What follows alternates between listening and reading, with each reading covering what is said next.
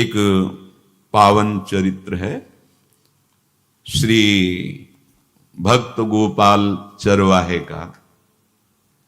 पहले ऐसा हुआ करता था कि सबकी गायें जैसे चराए तो सब लोग अन्न आदि जो है उसके घर भिजवा देते थे और गायें छोड़ देते थे।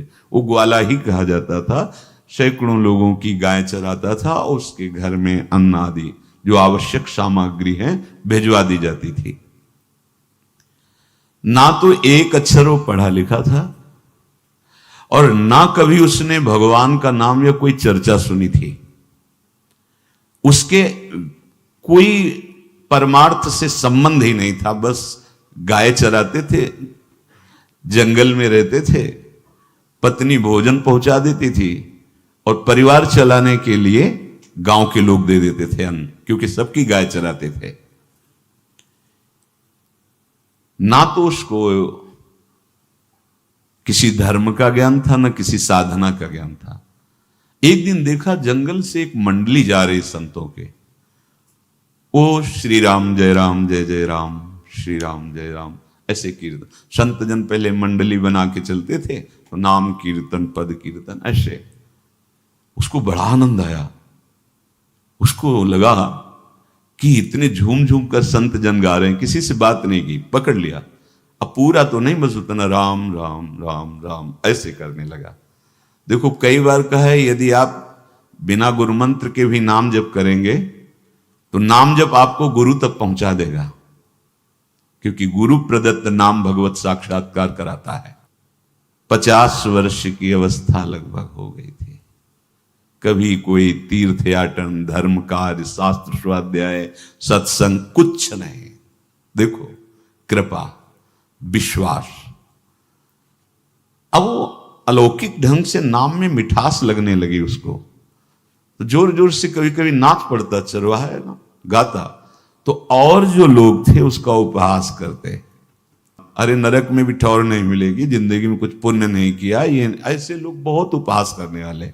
ऐसे करने से क्या मिलेगा, नाम से कुछ हो जाएगा। उसने कहा हमने तो कभी सोचा ही नहीं कि कुछ होगा, हम तो ऐसे ही गा रहे हैं। पर ये लोग उपहास कर रहे हैं, क्या गलत है क्या ऐसा गाना? जब तक दृढ़ ज्ञान नहीं होता तब तक माया फिसला सकती है। उसने कहा कि हम किसी लाभ के लिए, बैकुंठ जाने के लिए या कोई लाभ के लिए नहीं जपते, हमें तो अच्छा लगा, वो गा रहे थे संत जन तो हम गाने लगे। क्या सही में आप लोग समझते हैं कि ये गलत है? उनका तुम मूर्ख हो, तुम्हारी क्या समझ में आए? और उपहास करते उसका।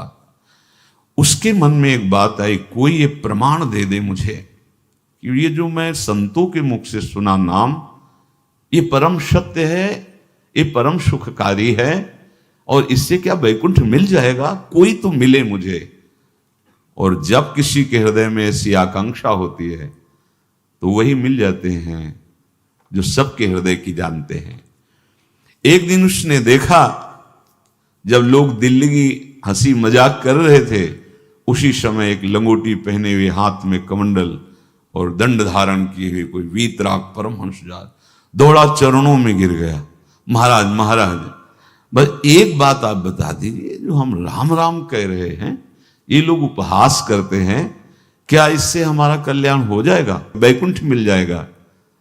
तो उन्होंने कहा बेटा ये बहुत मंगल में भगवान का नाम है, पर हमें लगता है कि तुम्हें गुरुदेव की आवश्यकता है। यदि तुम गुरु कृपा पात्र बन जाओ तो इन उपहास करने वालों की बातें तुम्हारे मन में नहीं लगेंगी और निश्चित तुम्हें भगवत साक्षात्कार हो जाएगा।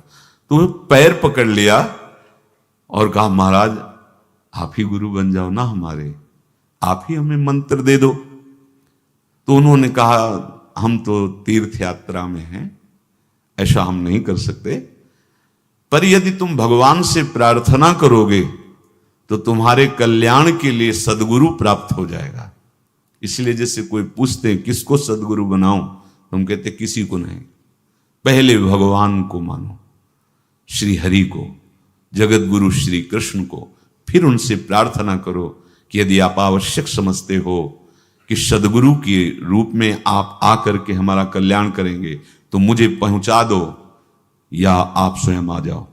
मैं नहीं खोज कर पाऊंगा, मेरी वो दृष्टि नहीं है कि मैं किसी महापुरुष को पहचान सकूं। मैं तुमसे सत्य कहता हूं, सदगुरु की जो शरण में हो गया तो उसके जीवन नौका की डांट सदगुरु अपने हाथ में ले लेते हैं। फिर उसको कोई भय, कोई उपहास, कोई लज्जा नहीं सताती। वो सुख पूर्वक इस दुखद अपार संसार समुद्र से पार हो जाता है। पर बेटा, तेरे ऊपर भगवान की बड़ी कृपा है, क्योंकि तू संतों को मानता है। तू मेरी बात पर विश्वास कर ले, अंदर से तू एकांत में रो, तुझे सदगुरु मिल जाएंगे। अब ऐसा कहकर वो अपने राह में चले तीर्थ यात्रा के लिए। अब वो खोजता, एकांत में बैठकर देखता। कभी कभी वो पेड़ पे चढ़ जाता कि कोई संत तो नहीं आ रहे हैं। अब उसके लिए वहां भोजन पहुंच जाता, पाता, गाय देखता और बस खोज करता कि सदगुरु आ जाए, सदगुरु आ जाए। बहुत समय व्यतीत हुआ, पर उसका विश्वास नहीं टूटा कि संत ने कहा था कि तुम भावना करो कि सदगुरु आ जाएंगे। भगवान सदगुरु बन करके आ गए। वही है सदगुरु। देखा सामने से बड़े तेजस्वी महात्मा बड़े तीव्र गति से आ रहे हैं। वो दौड़ा, गुरुदेव गुरुदेव, चरणों में लौट गया। चरणों में जे ही गिरा तो एक बिजली सी दौड़ी उसके हृदय में। अब बात बन गई, गुरु मिल गए। वो खड़े हो गए। देखते ही सात्विक भाव उत्पन्न हो रहा है, आंसू निकलने लगे। देखते ही मन में आया कि जो संत कह रहे थे सदगुरु मिल जाएंगे, यही हमारे सदगुरु हैं। हृदय में उत्साह, आतुर आवाज, प्रभु मुझे भवसागर से पार करने वाला गुरु मंत्र दे दो। ऐसे थोड़ी दीक्षा दी जाती कि गली चलते दी जाए। दूंगा, जा पहले स्नान करके आ, फिर एकांत स्थान में बैठेंगे, फिर तेरे को उपदेश देंगे। बोला महाराज, मैं जंगली आदमी हूं, गाय चराता हूं, हमारा घर बार से कोई आना जाना नहीं, यही भोजन आ जाता है। संत ने कहा अच्छा स्नान करो। स्नान करके आए। एक पेड़ के नीचे, भाई मैं तुझे कुछ नियम दूंगा, कुछ शर्त। तो महाराज गंवार आदमी है, ना हम आपका कोई नियम पालन कर पाएंगे, ना कोई व्रत पालन कर पाएंगे, ना कोई साधना कर पाएंगे। आप देख लो हमारी हालत। 50 साल का हूं, पढ़ा लिखा बिल्कुल नहीं, कोई धर्म कर्म नहीं जानता, गाय चराता हूं।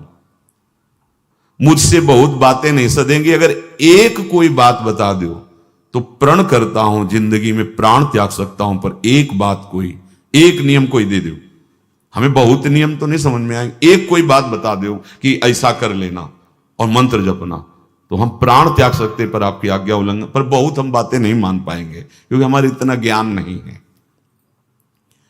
गोपाल के वचन सुन करके बहुत प्रसन्न हुए संत भगवान। एक नियम तुझे देता हूं, हमारे आराध्य देव श्री कृष्ण हैं, गोविंद हैं। आज से तुम्हारे आराध्य देव गोविंद हुए, हां श्री कृष्ण हुए।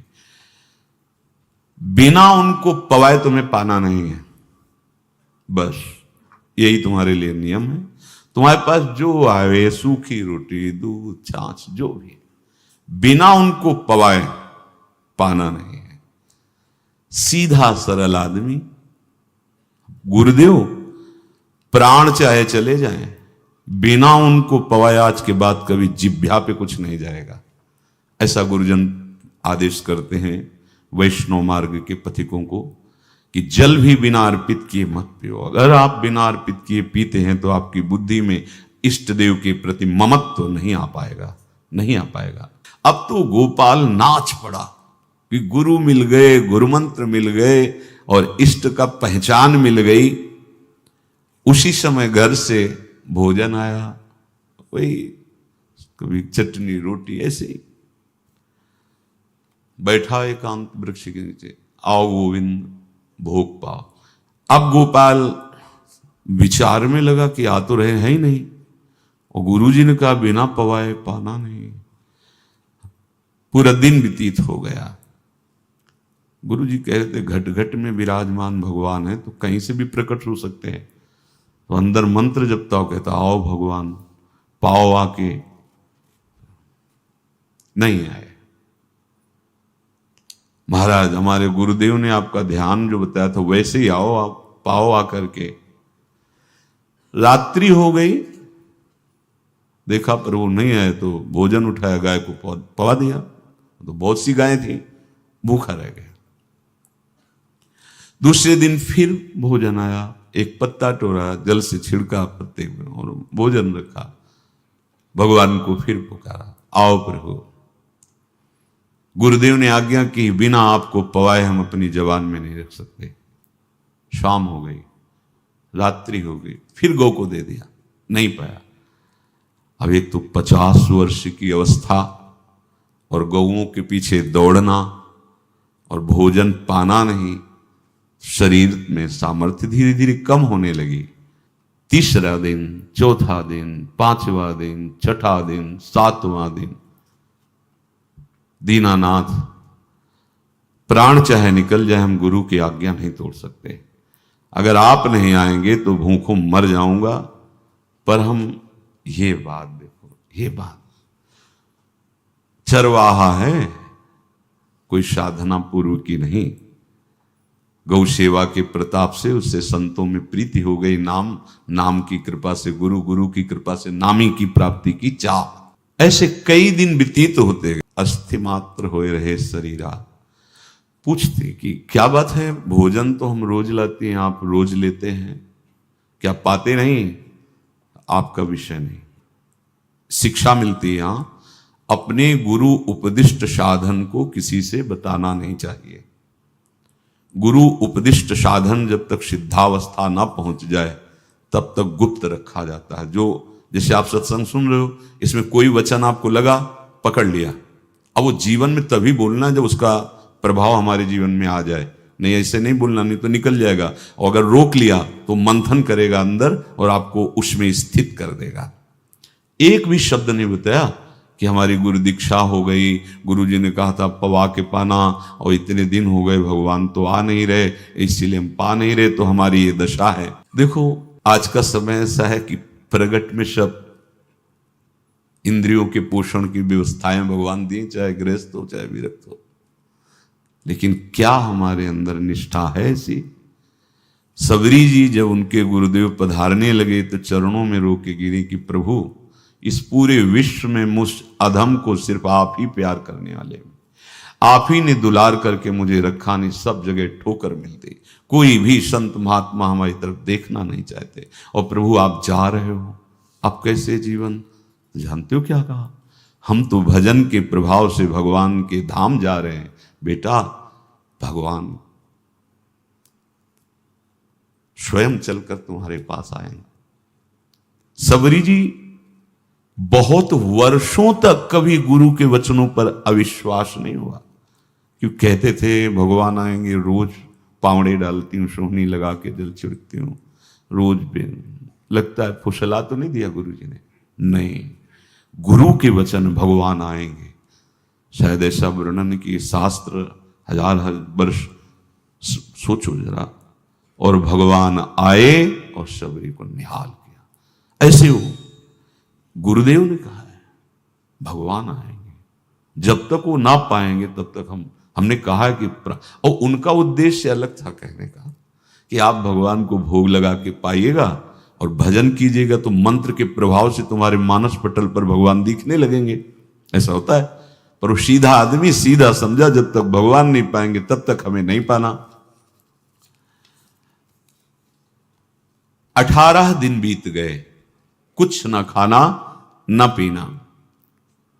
गोविंद भी देखते हैं, बाल भक्त ओम प्रकाश जी महाराज यही अपने चामुंडा के पास से उधर, बहुत नामनिष्ठ महात्मा, बाल भक्तों में बहुत ही मानो प्रहलाद जी ही हैं। जैसे प्रहलाद जी नामनिष्ठ भगवान निष्ठ, घट घट में भगवान को देखने वाले, ऐसे श्री ओम प्रकाश जी बाल भक्त। बड़े बड़े महापुरुष गए, हरि बाबा, उड़िया बाबा, सब बस वो यही कहते कि ये श्री कृष्ण का आदेश है। फिर शायद 50 के भी ऊपर दिन गए थे, ऐसे 70 दिन तक उस महापुरुष ने कुछ नहीं खाया, सशरीर अंतर्ध्यान हुए। आज समाधि उनकी बनी। हे, जब महत्व भगवान का जग जाता है तो शरीर का महत्व नहीं। अच्छा, प्राणनाथ जब प्राणों का पोषण कर रहे हैं तो अन्न में भी तो प्राणनाथ की ही दी हुई शक्ति है, तो बिना अन्न के भी उनका पोषण हो रहा है। पर ये भागवती का आदेश से, मनमानी करने से नहीं। मनमानी करने में फिर मार्ग रुक जाएगा। भगवान आदेश करते हैं अपनी वाणी से, युक्ताहार विहार से, उचित आहार विहार, वो तो भगवद आदेश होता है। 18 दिन बीत गए।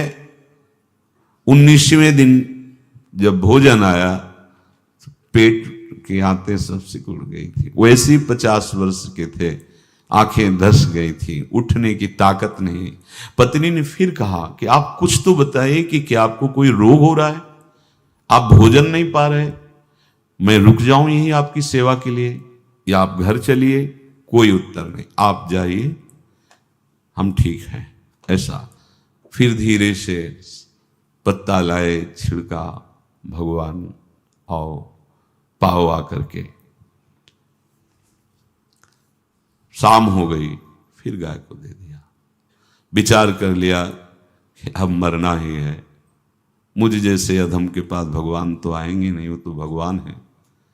पर मैं अपने गुरु के वचन नहीं तोड़ सकता, मर चाहे जाऊं। 27 दिन व्यतीत हो गए, एक कवल भी अन्न नहीं पाया। न चलने की शक्ति थी, न पत्ता लाने की शक्ति थी, न जल छिड़कने की शक्ति थी। जिस पात्र में भोजन लाई थी, लेटे ही लेटे खोला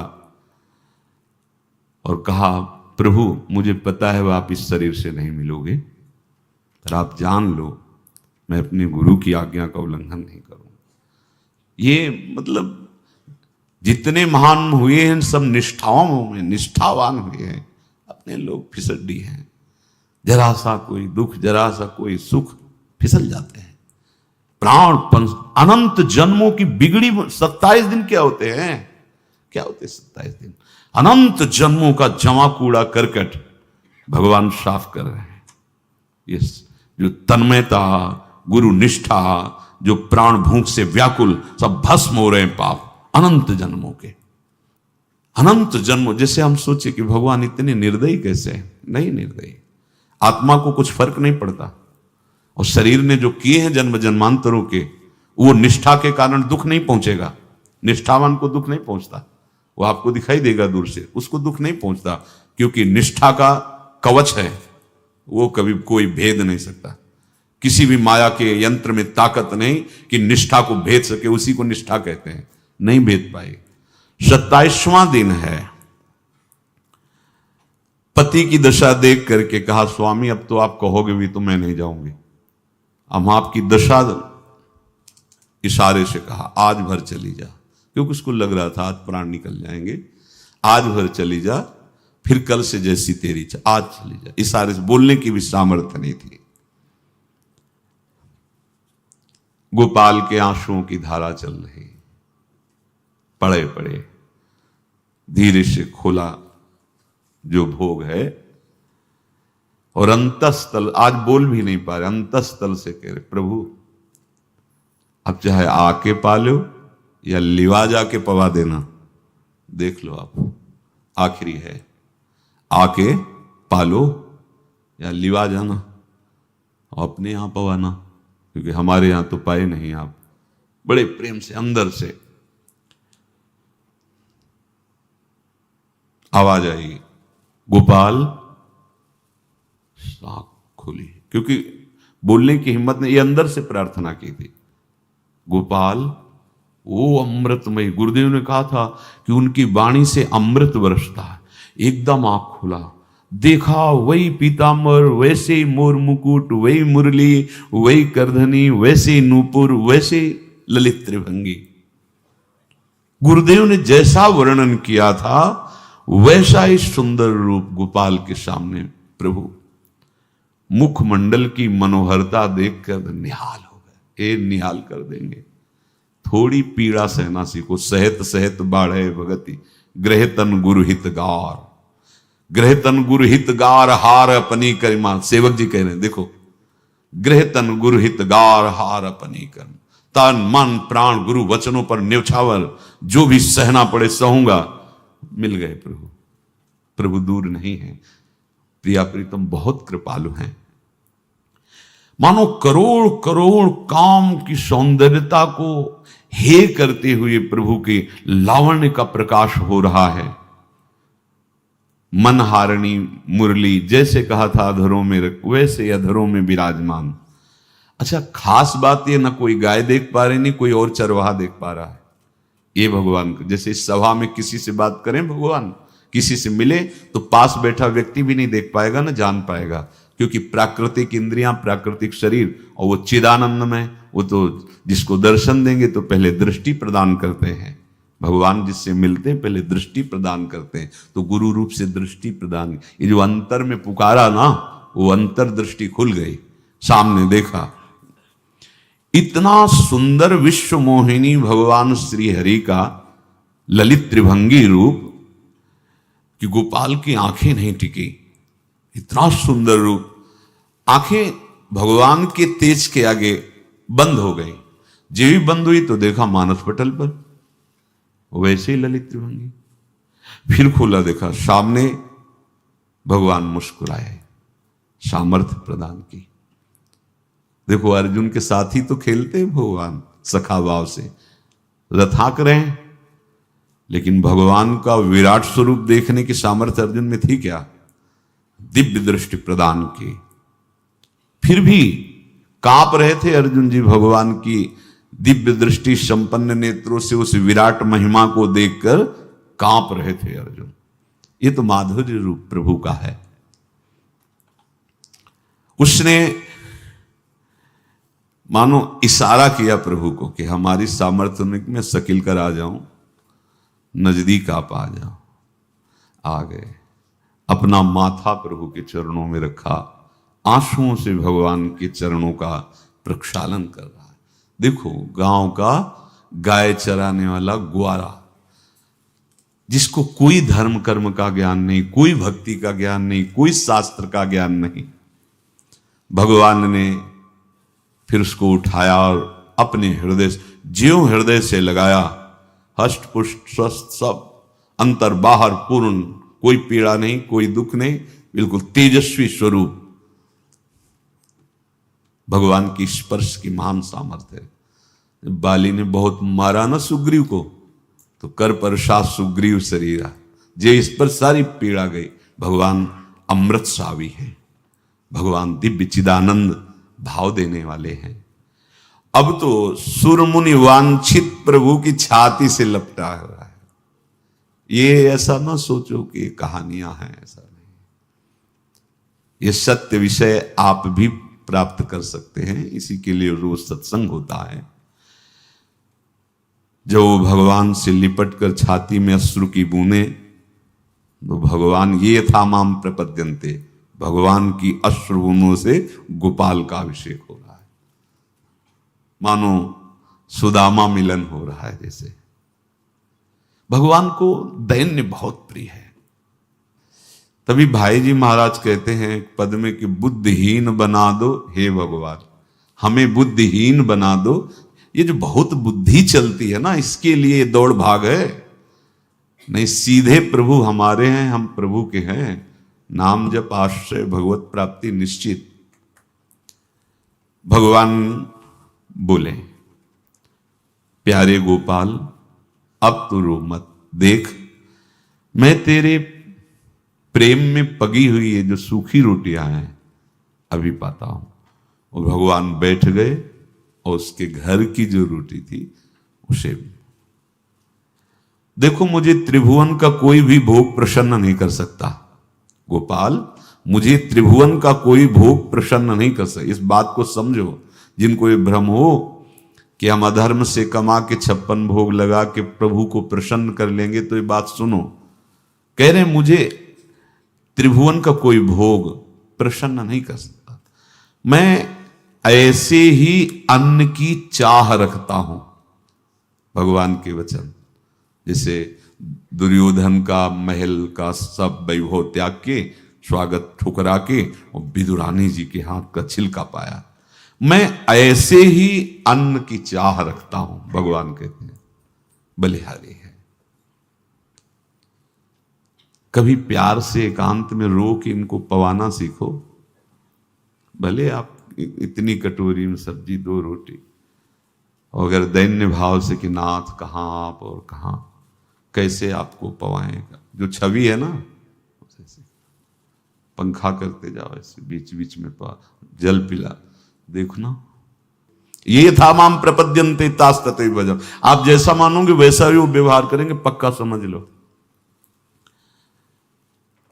गोपाल जो सच्चे हृदय से मुझे पुकारता है, मैं अवश्य उसको मिलता हूं। जो प्रेम पूर्वक मुझे पवाता है, मैं अवश्य उसका पाता हूं। पत्रम पुष्पम फलम तोयम ये में भक्त्या, भक्ति पूर्वक जो पवाया है। भक्ति पूर्वक का मतलब दैन्य। अभक्त में अहंकार होता है, देखो ये किया मैंने, वो भगवान स्वीकार नहीं करते। वो आपका शुभ कर्म बन सकता है, अब वो भी धर्म से कमाई की है तो, पर भगवान की प्रसन्नता का हेतु होगा दैन्य। जहां भी देखो, हमारे स्वामी को जहां भी देखो दैन्य में बिके हुए पाए गए, दैन्य में। और ये दैन्य किसी बाजार में नहीं मिलती, ये दैन्यता बनावटी नहीं होती, ये वस्तुता हृदय की होती, भगवत प्रदत्त ही होती है।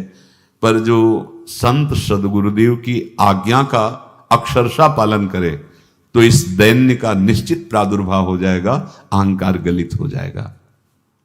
वत्स, मैं किसी भी वस्तु का कभी भूखा नहीं हूं। मानो गोपाल के बहाने से हमको समझा रहे हैं, क्या चाहिए भगवान को, क्या चाहिए? कुछ भी कर लो, माना कि तुम तात्कालिक वर्तमान दुख को मिटा सकते हो, तात्कालिक, लेकिन संपूर्ण दुखों को मिटाने के लिए हरिनाम गरज रहा है, राधा नाम गरज रहा है। आपसे प्रार्थना है, समझो इस बात को। कलयुग केवल नाम आधारा। देखो, सुन के राम राम शुरू किया, मिल गए सिद्ध सदगुरुदेव, दे दिया मंत्र, बता दी निष्ठा, और मिल गए भगवान। और भगवान कह रहे हैं, अब तेरे जीवन में कभी दुख का लेस नहीं रहेगा, तू अब घर जा, अब किसी की गाय चराने की जरूरत नहीं है, कुल परंपरागत तेरे लक्ष्मी बढ़ती रहेगी, तुझे कुछ करने की जरूरत नहीं। देखो, बड़े बड़े सोने के पहाड़ किसी सुनार ने बनाए क्या? प्रभु ने तो बनाया। भगवान हंसते हंसते समझ ही नहीं पाए और अंतर्धान हो गए। अभी गोपाल कुछ अपने मन भर के देख नहीं पाया था, कह नहीं पाया था, भगवान अंतर्धान हो गए। अब तो चिल्ला चिल्ला के रोने लगा और विवश होके आंख मूंदी तो देखा उसके मानस पटल पर छाए। अब तो राजी हो गया कि ये मेरे प्रभु ऐसी जगह विराजमान हो गए, कोई देख नहीं पाएगा, हम रोज बात करेंगे, रोज दर्शन करेंगे। नारायण या गौर श्याम को हृदय निकुंज बसइए। तो इसलिए धैर्य धारण करके, कितना भी कष्ट हो, अब पीछे मत हटो, फिसलो मत। माया अपने पार्षदों को भेजेगी। प्रभु का चिंतन छूटे वो कुछ भी स्वीकार नहीं। प्रभु का चिंतन होते हुए जो हो रहा है उनका सृष्टि का कार्य है, जो जो जिसको सेवा दी हो रहा है। हमारा प्रभु का आश्रय अगर बदला किसी व्यक्ति का आश्रय या किसी अन्य का आश्रय, बहुत घाटा हो जाएगा। अपने इस मन को देखते रहिए कि प्रभु को प्रथम नंबर में रखता है या द्वितीय नंबर में। हमें तो लगता है